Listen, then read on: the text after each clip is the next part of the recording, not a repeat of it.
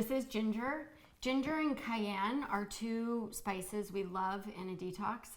They're what we call vasodilating. They bring blood flow to the area, so they help bring blood to the brain. They make you feel a little sharper and a little smarter. They help to cleanse their blood cleansers, like we studied in Chinese medicine. Both work to as anti-inflammatories as well.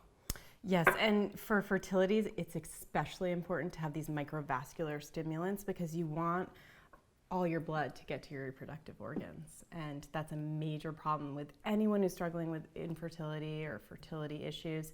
They're stressed and they don't have enough blood in their lower abdomens. And so it's really important to constantly keep blood flow going.